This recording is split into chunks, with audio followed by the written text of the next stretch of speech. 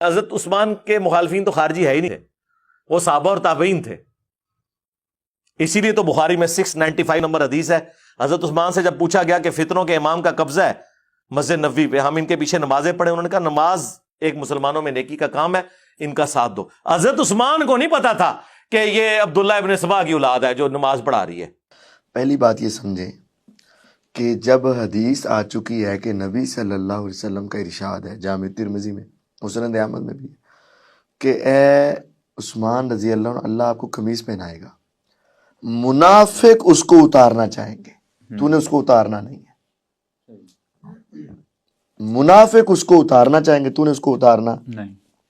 تو عثمان کی شہادت اور عثمان کو خلافت سے اتارنے کا مطالبہ اور ان کے بارے میں یہ الزامات کون لگائیں گے؟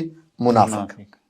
اوپر سے بڑی داڑیاں، بڑے مولوی، بڑے نیک، بڑے پارسا، مدینے پہ قبضہ، مسجد نبوی کی امامت اور وہاں کے جمعے، سارا کچھ، اور بڑے حضرت اشتر نقی صاحب بنیں گے، اوپر سے بڑے نیک ہوں گے، اندر سے وہ کیا ہوں گے؟ منافق ہوں گے. اچھا، یہ روایت جو آپ نے سنائی ہے کہ نبی علیہ السلام نے فرمایا تھا کہ منافق جو ہیں وہ آپ سے یعنی خلافت چھیننا چاہیں گے. ہاں جی، بالکل صحیح روایت تو ہے. مرزا صاحب تو کہتے ہیں کہ مخالفین صحابہ اور تابعین تھے، اسی لیکچر میں انہوں نے کہا ہوا ہے. بالکل جھوٹ ہے، صحابہ و تابعین بالکل مخالف نہیں تھے.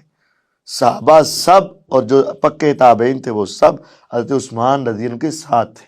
اچھا، اس کی دلیل انہوں نے پھر یہ دی، کہتے ہیں جی وہ ان کے مخالفین جو تھے وہ تو صحابہ اور تابعین تھے، اور دلیل اس کی یہ ہے کہ بخاری میں کہ حضرت عثمان رضی اللہ تعالیٰ انہوں نے کہا تھا کہ انہی لوگوں کے پیچھے نمازیں پڑھو آپ، یعنی جو باغی ٹولہ اکٹھا ہوا تھا. ہاں، اب باغی ٹولہ ہے، صحابہ نہیں ہے، انہی کے پیچھے نمازیں پڑھو. صحابہ کو کہا ہے، صحابہ کے پیچھے پڑھنے کی بات نہیں آئی.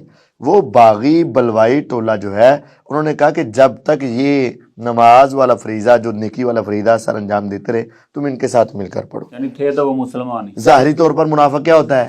مسلمان ہوتا ہے. اب ان میں سے ہر ایک کی نشاندہی اللہ ہی کر سکتے تھے، آپ تو نہیں کر سکتے تھے نا. تو اس لیے ظاہری طور پر چونکہ مسلمان ہیں، اس وجہ سے ان کے ساتھ نماز پڑھ لو. یہ صحابی ہیں، وہ یہ تو کہیں نہیں ہے کہ وہ صحابی تھے جو نمازیں پڑھاتے تھے اور صحابہ نے گھیراؤ کیا ہوا تھا اور صحابہ پتھر مار رہے تھے اور صحابہ شہید کر رہے تھے. یہ تو بکواس ہے.